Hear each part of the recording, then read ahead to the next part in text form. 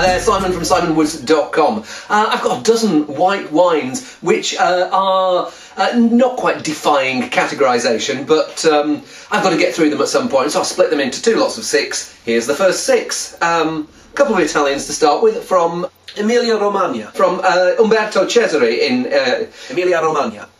Emilia-Romagna, I think, is the province above Tuscany, if my Italian geography serves me right, which often it doesn't. Anyway, this weird one, Pignoletto, I don't know if you can see the cork, where's it gone? Splays out slightly. The wine's, it's a frizzante. Pignoletto's the grape variety, Pignoletto dell'Emilia, as in Emilia-Romagna. So you can see a bit of fizz to it. Is it going to be Prosecco-like, Proseccine, or is it going to be more French Courtine? Let's have a see. I'd say more in the Prosecco mould. It feels like quite a light, delicate wine. Maybe it's not got quite as much peachy punch as Prosecco, but it smells like it's going to have quite a nice dry freshness to it. It doesn't smell like it's going to be overwhelming. I wouldn't be surprised if there's ever so slight touch of sweetness, but not too much. No, not sweet. But what it is soft. It feels like it's got quite low acidity.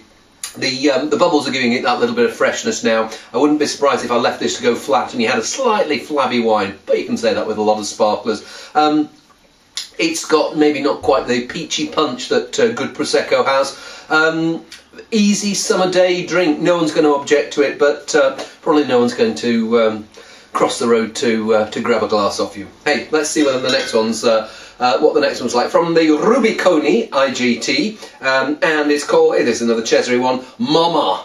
When I see the name Moma, I want to go, Mama just killed a man. But apparently, now what is it Moma stands for? I've got a leaflet here that's all about it. Moma is, wait for it, my own masterpiece, a tribute to one of the most important Italian artists of the 20th century, Giorgio Morandi, from the city of Bologna, near the winery.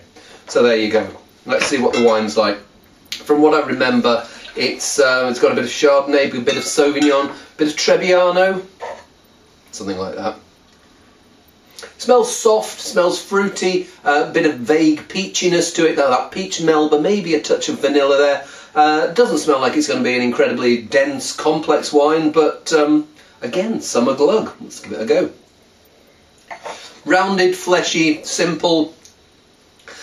Juicy, the sort of wine no one's going to object to. It's got enough about it to make you realise you're drinking a wine rather than just alcohol in water.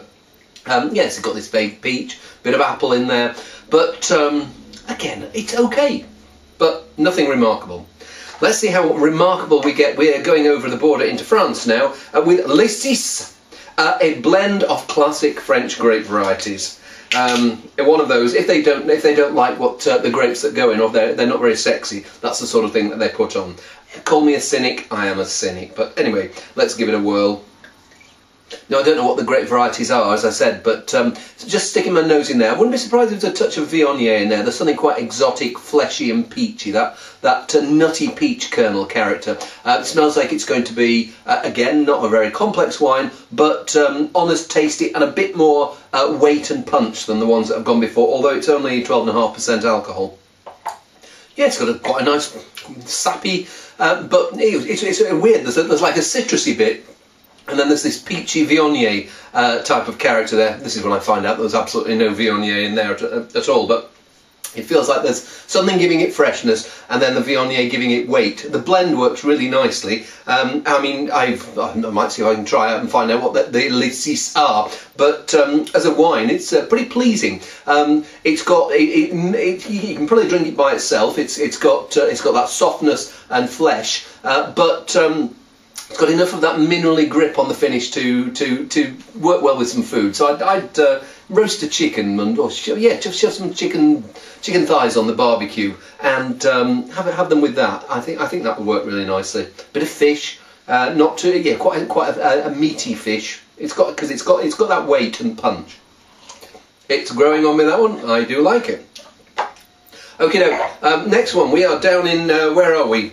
Riverina in Australia. Riverina is the bit, it's I suppose if you think about where South Australia, Victoria and New South Wales make, that's what meet, that's what they call the Riverland, and I think Riverina fits into I don't know if it straddles the New South Wales, South Australia border, something like that.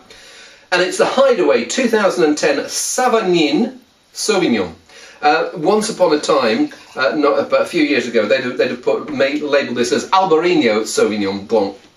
But what the Australians discovered that the plant material that they'd imported from Spain that they thought was going to be Albarino was actually Savagnin, the grape of Jura, the one behind Vin Jaune. The weird thing is now that there's quite a few people who are now labelling their wines as Savagnin, and they're pretty good too. Let's see whether this is pretty good too.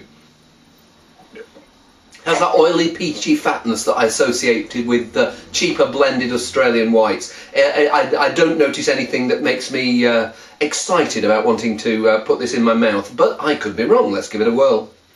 It's got a bit of zip, it's got a bit of almost spicy, even lychee-like thing. If someone had said that there's almost a touch of Gewürztraminer in there, there's this oily richness, but ultimately it's just a bit too soft, a bit too flabby. It could do with working out a bit more, toning itself up, but okay, not as good as Les Six. Let's have a look at tons. Tons. I mean, a wine called tons. It probably means something in Portuguese. I just read it and say tons, which is also snot backwards. Tons, or tons de Duorum. So it's a Douro table white and made with I don't know what the usual suspects are for Douro white. I think there's Viña, Rabigato. I think there's a bit of Arinto in there, which I associate with being from a bit further south in Portugal. But yeah, a blend of about 3 or 4 grape varieties.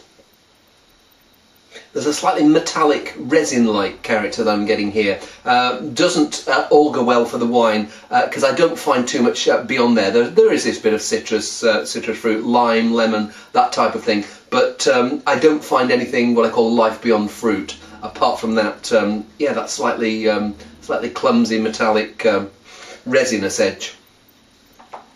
It's pleasant enough. It's got this slightly piney, resiny character all the way through it. Citrus. Ever so slight touch of peach melba, that bit of vanilla in there, as well as the peach, and just that touch of maybe raspberry as well. But ultimately, it's one of those wines. I mean, quite a few of these here. They're wines that you'd happily drink a glass of, but you wouldn't go out of your way to find out what it was. Let's see whether the last one we can finish on a high. We are in Chile now. Leyda Sauvignon Gris Reserva.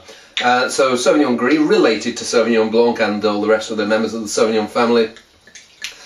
Maybe not quite as aristocratic a grape as the Sauvignon Blanc. Actually, Sauvignon Blanc isn't all that aristocratic. I think of it as a bit, it's a bit bourgeois. But in the right hands it can do some delicious wine, but I sometimes think of it as a slightly yapping dog type of wine. Sauvignon Gris is maybe not as aromatic, maybe got a bit more flesh, and but doesn't seem to, well, I haven't seen wines that hit the heights of the top Sauvignons yet. Will this be one of them? Well, it smells promising. There's like this minerally pear, peach type of character. Certainly you can see the similarities between with the Sauvignon family, but it's more in that maybe Bordeaux Sauvignon, South African Sauvignon, rather than New Zealand or Loire style of ever so slightly catty, grassy character. But certainly on that greener edge. But there's also this feel about there's like a creaminess and a bit of nutty weight to it. Fresh, lively, zippy, not as shrieky as Sauvignon Blanc. I really like that. It feels like a wine that maybe needs to calm down a little bit. I noticed that there's bubbles around here indicating that the wine's got a bit of carbon dioxide in there, but almost a sort of wine that I would chill and decant, if that sounds a bit odd, but I think that the wine will actually benefit from being open another half an hour or maybe an hour longer. Yeah, it's got weight. It's got it's almost like halfway between Sauvignon and Chardonnay, because it's got this Chardonnay or a certain style of Chardonnay. It's got this slightly nutty, leesy weight of Chardonnay, and it's got the fresh, zingy edges of Sauvignon. And no, I do like that. I still think Les Six is my favourite, but that runs it a close second. Interesting set of 6. Wonder what the next one's going to be like. You're going to have to wait for the next thrilling episode. See you soon.